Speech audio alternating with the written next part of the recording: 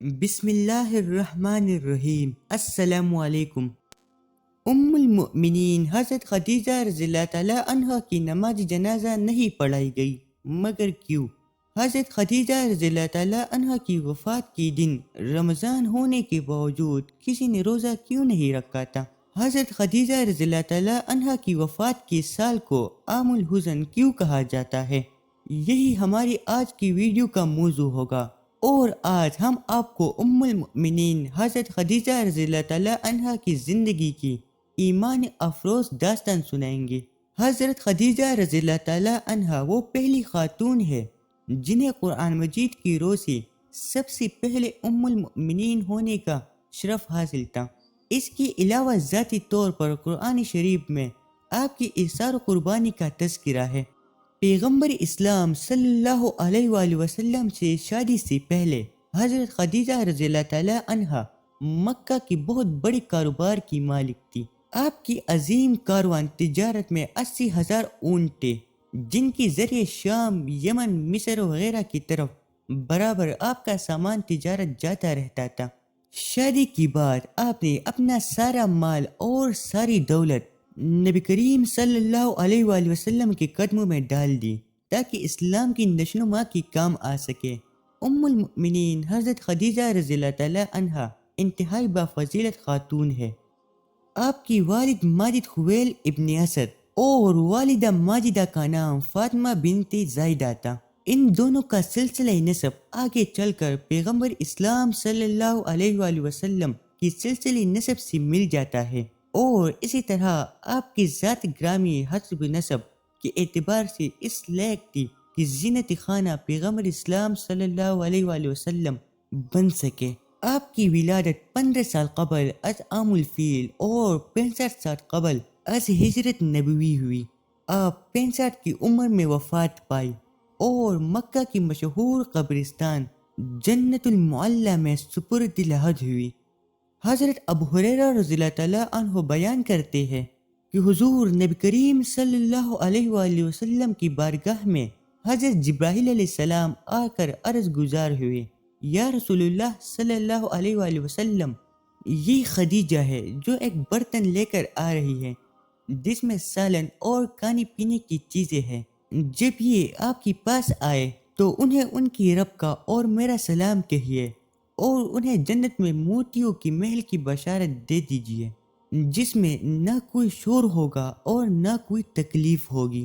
حضرت علی رضی اللہ تعالیٰ عنہ سے روایت ہے کہ حضور نبی کریم صلی اللہ علیہ وآلہ وسلم نے فرمایا، اپنے زمانے کی سب سے بہترین عورت مریم ہے، اور اسی طرح اپنے زمانے کی سب سے بہترین عورت خدیجہ ہے۔ اسی طرح حضرت عبداللہ بن عباس رضی اللہ تعالیٰ عنہ فرماتے ہیں کہ ایک دفعہ حضور نبی کریم صلی اللہ علیہ وآلہ وسلم نے زمین پر 4 خطوط کھینچے اور دریافت فرمایا، کیا تم جانتے ہو کہ یہ کیا ہے؟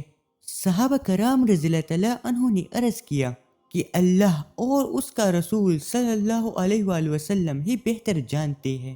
آپ صلی اللہ علیہ وآلہ وسلم نے فرمایا کہ یہ جنت کی بہترین عورتیں ہیں، جو کہ حضرت خدیجہ بنت خویلد، حضرت فاطمہ بنت محمد، آسیہ بنت مزاحم زوجہ فرعون، اور حضرت مریم بنت عمران ہے۔ 10 رمضان المبارک ام المؤمنین حضرت خدیجہ رضی اللہ تعالیٰ عنہ کا یوم وفات ہے۔ حضرت خدیجہ رضی اللہ تعالیٰ عنہ حضور صلی اللہ علیہ وآلہ وسلم کی پہلی زوجہ محترمہ تھی۔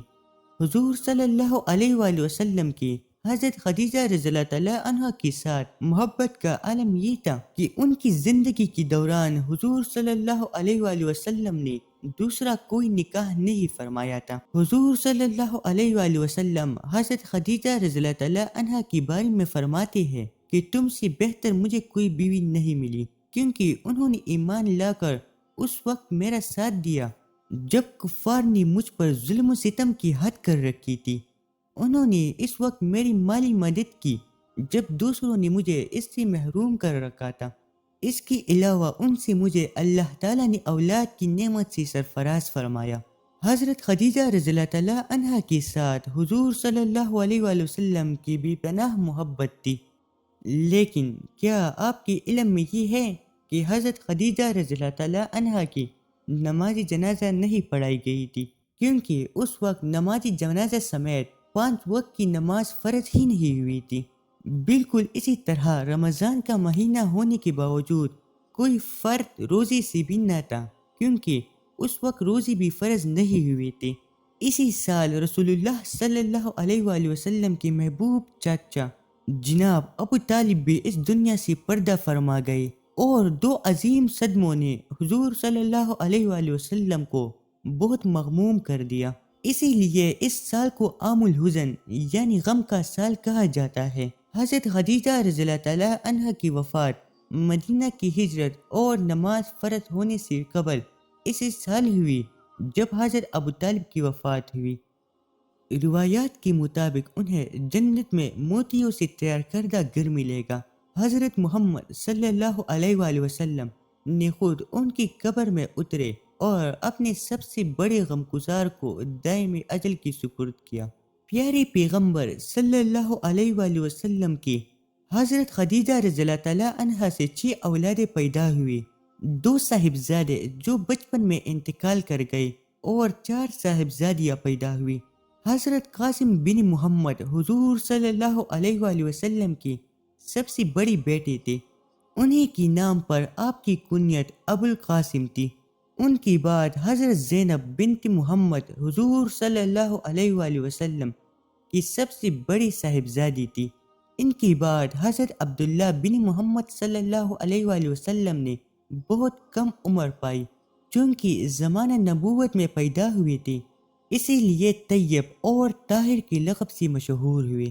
ان کی بعد حضرت رقیہ بنت محمد صلی اللہ علیہ وآلہ وسلم، ان کی بعد حضرت ام کلثوم بنت محمد، اور آخر میں سیدہ کائنات حضرت فاطمہ رضی اللہ تعالیٰ عنہا پیدا ہوئی۔ ان سب کی پیدائش میں ایک سال کا فرق تھا۔ حضرت خدیجہ رضی اللہ تعالیٰ عنہا اپنی اولاد کو بہت چاہتی تھی، چونکہ آپ مالی طور پر بھی بہت مستحکم تھی، اس لیے عقبہ کی لونڈی سلمہ کو بچوں کی پرورش پر مقرر کیا تھا۔ وہ ان کو کھلاتی اور دودھ پلاتی تھی۔ ازواج مطہرات میں حضرت خدیجہ رضی اللہ تعالیٰ عنہا کو بعض خاص خصوصیات حاصل ہے۔ وہ حضور صلی اللہ علیہ وآلہ وسلم کی پہلی بیوی ہے۔ وہ جب نکاح میں آئی تو ان کی عمر 40 برس کے قریب تھی، لیکن حضور صلی اللہ علیہ وآلہ وسلم نے ان کی زندگی میں دوسری شادی نہیں کی۔ اللہ پاک سے دعا ہے کہ وہ ہمیں حضور نبی کریم صلی اللہ علیہ وآلہ وسلم کی شفاعت نصیب فرمائے، آمین۔